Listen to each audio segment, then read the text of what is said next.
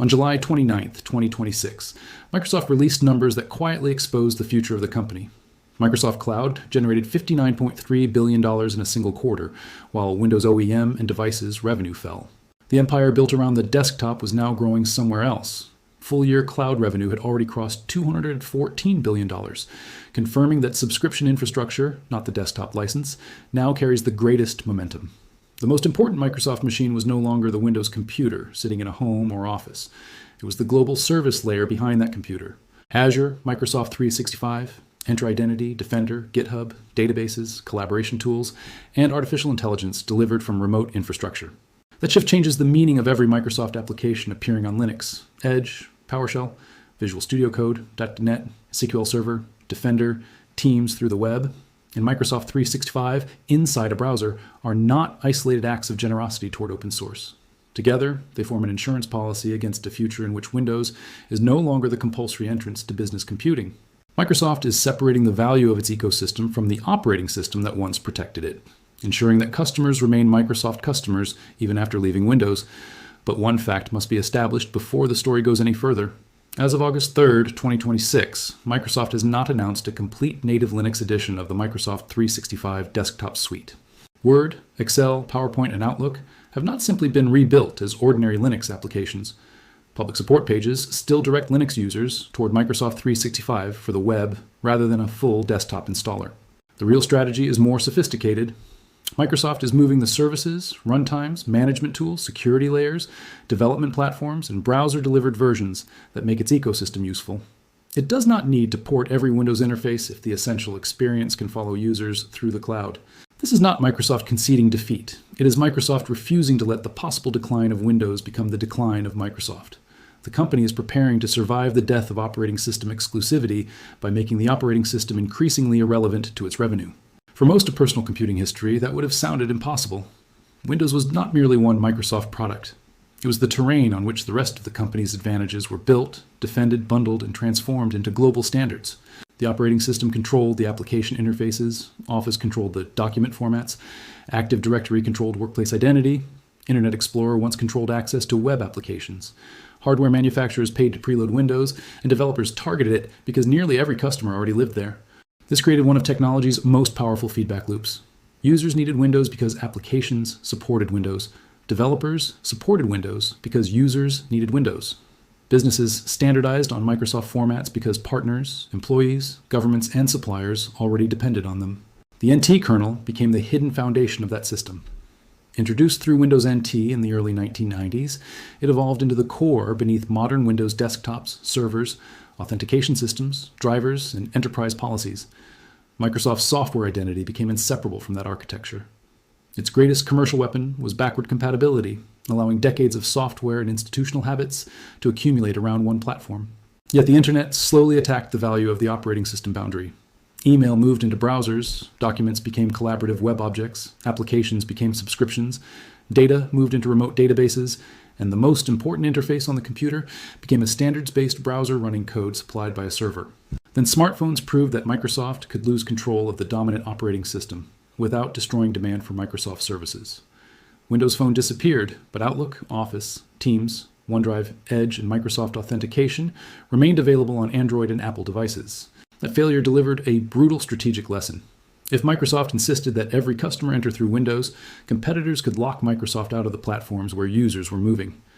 If Microsoft carried its services onto those platforms, it could lose the gate and preserve the relationship. Linux presented the same challenge at a different layer. It became dominant in web servers, cloud infrastructure, containers, supercomputing, networking equipment, embedded systems, and much of the software development world. The operating system Microsoft once treated as a threat became unavoidable infrastructure. The old Microsoft attempted to defeat Linux through licensing pressure, proprietary standards, and Windows Server. The new Microsoft learned that refusing Linux workloads would simply drive customers toward Amazon, Google, Red Hat, Canonical, and independent infrastructure providers. Azure, therefore, had to become a first-class home for Linux. Microsoft now openly markets the ability to build, deploy, secure, and monitor Linux workloads, while supporting distributions its younger corporate self once regarded as direct enemies of the Windows franchise. The change went beyond hosting somebody else's Linux virtual machine. Microsoft created Azure Linux, an open source distribution designed for its cloud environment, containers, virtual machines, and managed infrastructure. By 2026, Microsoft was previewing Azure Linux 4.0 while operating its own Linux lifecycle and package repositories. Azure Linux 4.0 was in preview, showing that Microsoft was not merely maintaining a temporary compatibility project, but planning another generation. That fact should end the argument over whether Microsoft truly depends on Linux. The company responsible for Windows now maintains a Linux operating system because its cloud cannot be competitive if every workload is forced through the Windows kernel. Linux is not replacing Windows everywhere inside Microsoft. It is occupying the places where Windows no longer provides the best economic or technical answer. Containers, Kubernetes nodes, open source databases, network appliances, artificial intelligence pipelines, and cloud-native services overwhelmingly expect Linux-compatible environments. Cloud economics reward minimal systems. A container host does not need decades of desktop compatibility, graphical components, consumer services, or legacy interfaces. It needs fast booting, predictable updates, security hardening, small images, efficient scheduling, and automation across enormous fleets. Microsoft can sell Azure capacity regardless of whether the guest workload runs Windows, Ubuntu, Red Hat, Enterprise Linux, SUSE, Debian, or Azure Linux. From the cloud company's perspective, refusing Linux would mean rejecting revenue from much of modern computing. This is the first layer of post-Windows survival. Microsoft has changed the unit it monetizes. It wants sole permission to run an operating system on a device. It increasingly sells identity, storage, security, compute, collaboration, artificial intelligence, and management as recurring services. When value moves upward into services, the kernel beneath the user becomes negotiable. Microsoft may still prefer Windows because it provides integration, distribution, telemetry, advertising opportunities, and control. But preference is no longer allowed to become dependence. The clearest evidence appears in Microsoft's developer tools. Visual Studio Code runs on Windows, macOS, and Linux. It gives Microsoft a direct relationship with developers regardless of their desktop choice and connects naturally to GitHub, Azure, remote containers, extensions, and cloud development environments. PowerShell underwent an even more symbolic transformation. Once deeply associated with Windows administration, it was rebuilt as an open-source, cross-platform automation environment running on Windows, Linux, and macOS. Microsoft needed administrators to manage heterogeneous infrastructure, not merely Windows estates. .NET followed the same path. The modern platform is open source and cross-platform, supporting Linux, Windows, macOS, mobile systems, containers, and cloud workloads. Developers can build Microsoft-centered applications without deploying them on a Microsoft desktop operating system. This was a decisive separation from the old .NET framework, whose deepest assumptions were tied to Windows. The new architecture allows Microsoft to monetize development tools, Azure hosting, databases, identity, and AI services, even when the final application never touches an NT kernel. SQL Server delivered another shock. A database once used to reinforce Windows Server became available on Linux and in Linux containers. Microsoft stopped treating the operating system as a mandatory toll booth between the customer and a profitable enterprise product. The logic was ruthless. A company standardizing on Linux servers might abandon SQL Server if Windows remained compulsory. Porting the database protected the higher value relationship by sacrificing the lower level dependency. Microsoft chose the workload over the operating system. Defender for Endpoint now protects Linux server workloads through Microsoft's security platform. The company can detect threats, manage vulnerabilities, and sell centralized security visibility across environments that may contain Windows, Linux, macOS, mobile devices, containers, and cloud services. By 2026, its Linux sensor architecture used eBPF rather than traditional kernel modules, reducing friction across supported enterprise distributions. This is not ideological conversion. It is portfolio expansion. Security buyers do not want a dashboard that becomes blind whenever a workload runs Linux. Microsoft wants Defender to remain the control plane, even when Windows is absent from the protected machine. Edge on Linux serves a similar purpose at the user layer.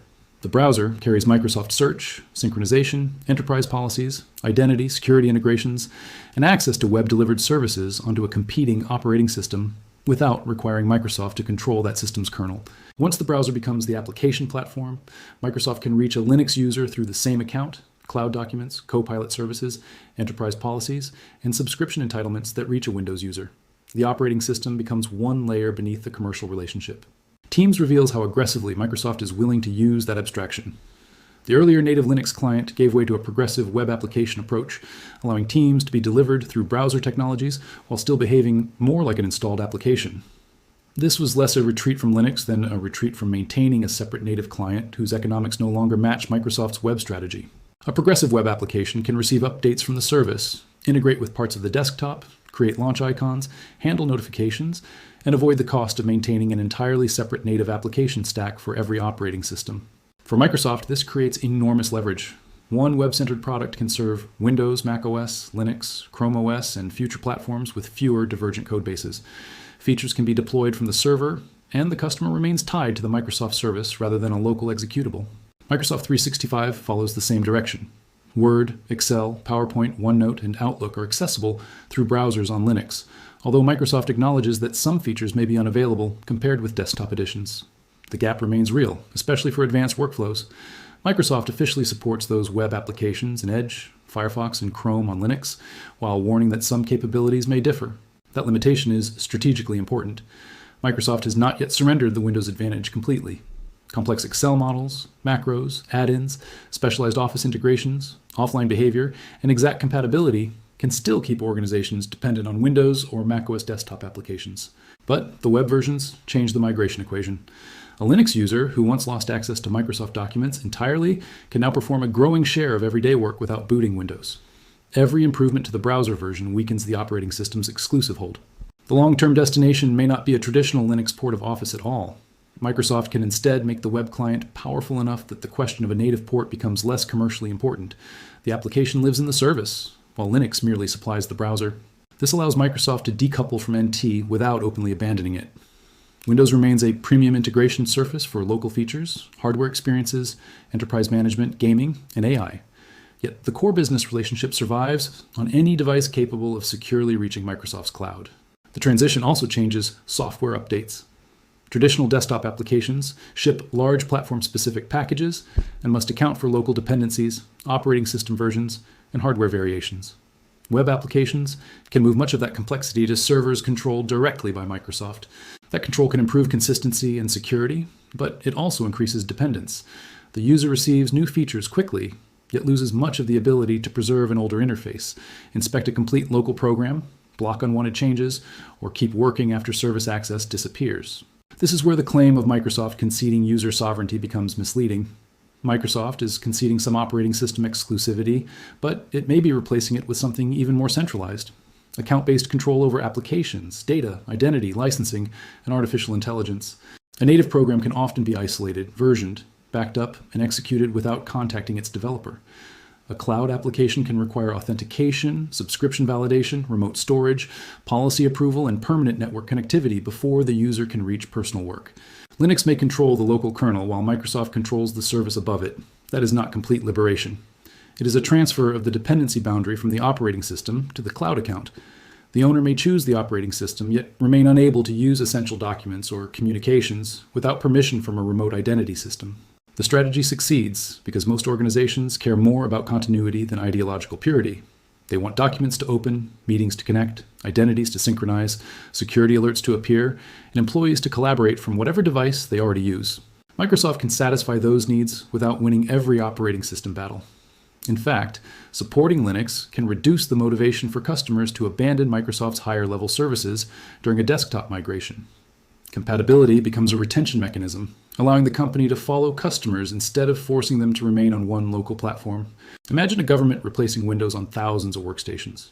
If the move also requires abandoning Office formats, Teams meetings, Azure resources, Entra authentication, Defender monitoring, PowerShell automation, and every existing workflow, the political and operational risk becomes enormous. But if Microsoft services continue functioning through Linux browsers and supported cross-platform tools, the migration becomes less disruptive. The government gains some control over the desktop while Microsoft preserves subscriptions, identities, cloud storage, management relationships, and data gravity. This is the hidden genius of the strategy.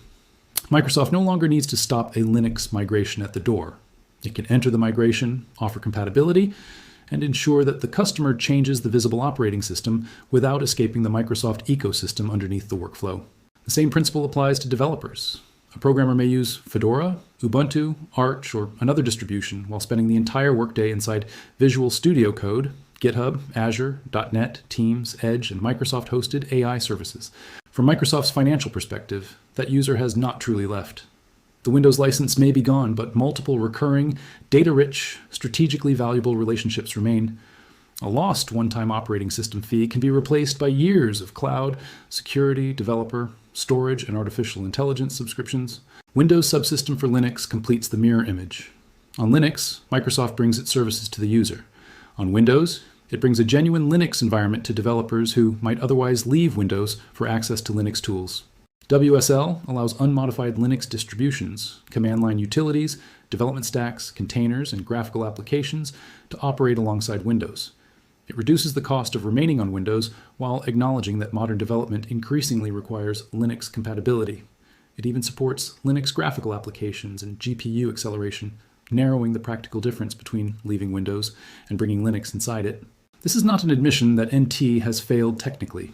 It is an admission that NT alone cannot define the modern developer environment. Microsoft protects Windows by embedding Linux, just as it protects Microsoft services by exporting them beyond Windows. The two directions meet in the cloud. A developer can use VS Code on Windows, connect into WSL, build a Linux container, push code to GitHub, deploy it onto Azure Linux, secure it with Defender, query SQL Server on Linux, and authenticate through Microsoft Identity. At no point does Microsoft need the production workload to run on the Windows kernel. The company can monetize nearly every layer surrounding that workload anyway. The profitable relationship can persist through subscriptions, consumption charges, enterprise agreements, marketplace fees, and security licenses surrounding that workload. Containers made this possible by separating applications from the assumptions of a traditional full operating system. Kubernetes intensified it by treating machines as replaceable nodes inside automated clusters. Linux became the common substrate because its tooling, licensing, performance, and ecosystem matched cloud-native deployment. Microsoft could either preserve Windows exclusivity and lose cloud relevance, or embrace Linux and preserve platform relevance. The rise of Azure proves which choice it made. What looked like surrender was actually the decision required to keep Azure relevant in a market defined by open source infrastructure. The financial numbers now reveal the outcome. In Microsoft's fiscal 2026 fourth quarter, cloud revenue reached $59.3 billion, and full-year Microsoft cloud revenue surpassed $214 billion. More personal computing, the segment containing Windows, was far smaller and declined during the quarter. Windows remains enormously important, but it is no longer the single pillar supporting Microsoft's survival. The company's strongest growth engine can prosper while Linux expands beneath customer workloads. A weakening Windows cycle can now be absorbed by faster-growing cloud and productivity businesses instead of threatening the company's entire structure. This gives Microsoft freedom to prepare for several futures. Personal computers may remain dominated by Windows. Browser-centered systems may grow. Governments may demand sovereign desktops. Developers may shift further toward Linux. Artificial intelligence interfaces may reduce the importance of conventional operating systems altogether. In every scenario, Microsoft wants the identity, documents, cloud resources, security policies, code repositories, AI agents, and organizational data to remain connected to Microsoft services. It wants to own the durable relationship even when the screen, processor architecture, device category, and local kernel continue changing. The phrase post-Windows does not necessarily mean a world where Windows disappears. It means a world where Windows is no longer the mandatory center of Microsoft's business or the guaranteed center of computing. Windows can remain large and profitable while losing its former power to determine which tools, standards, and services everyone else must use. That transition is already visible in language. Microsoft increasingly describes products by the work they perform across platforms rather than by their dependency on Windows. PowerShell is cross-platform automation. The .NET is a cross-platform developer platform. Defender protects heterogeneous estates. Azure runs Linux by design. Even the company's own Linux distribution is framed as a Microsoft-supported platform for Azure workloads. The operating system, once treated as the opposite of Microsoft, has become a product category inside Microsoft's infrastructure portfolio. Yet a complete native Office port remains the missing piece, and its absence is not accidental. Microsoft must balance two competing goals: reach Linux users without eliminating the remaining reasons enterprises purchase and standardize on Windows desktops. A full-featured native Linux edition of Office could remove one of the strongest application barriers protecting Windows. It could also expand Microsoft 365 subscriptions among Linux users, public institutions, developers, and sovereignty-focused organizations that currently rely on web apps or alternatives. The decision depends less on technical possibility than commercial timing. Microsoft has already demonstrated the engineering ability to build cross-platform runtimes, browsers, editors, databases, command tools, and security agents. Office carries far more legacy behavior, integration complexity, and strategic weight. The web provides a compromise. Microsoft can improve Linux access gradually without making a dramatic announcement that appears to weaken Windows. Each new browser capability quietly shifts another workflow away from native dependency. This approach protects Windows politically and commercially, while allowing Linux compatibility to expand one feature, browser, API, and service update at a time. Artificial intelligence accelerates that movement because Copilot features are naturally connected to cloud models, organizational graphs, remote data, and subscription accounts. The interface may appear inside Word, Teams, Edge, a browser, or another operating system, but the expensive intelligence lives elsewhere. When the most valuable function is remote, the local operating system becomes a delivery surface. Microsoft can place the same AI relationship inside Windows, macOS, Linux, mobile devices, or thin client while keeping the user anchored to its cloud. This explains why Microsoft's post-Windows strategy is not truly about porting icons. It is about relocating the center of gravity. The center moves from local executable code to services, from device licenses to recurring subscriptions, and from file ownership to identity-mediated access. For users, this creates both freedom and danger. They gain the ability to choose Linux without immediately losing every Microsoft workflow. They may escape Windows hardware requirements, interface decisions, bundled services, and some operating system telemetry. At the same time, they can remain dependent on Microsoft accounts, cloud storage, proprietary formats, remote AI processing, subscription enforcement, and organizational policies. The local machine becomes more sovereign, while the work performed on it may become less locally controllable. True digital sovereignty therefore requires examining every layer separately. Replacing Windows with Linux changes the kernel, drivers, desktop, update system, and local permissions. It does not automatically replace Microsoft Identity, OneDrive, Teams, Office formats, Azure, GitHub, or Copilot. A Linux migration can be genuine progress while still leaving the most valuable data inside the same corporate ecosystem. The question is not whether Linux appears on the boot screen. It is whether the user can continue working if Microsoft access is suspended or removed.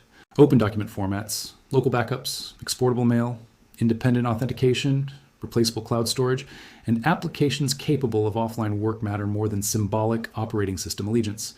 These are the escape routes that determine whether a user possesses data or merely possesses temporary authorization to view it through somebody else's service.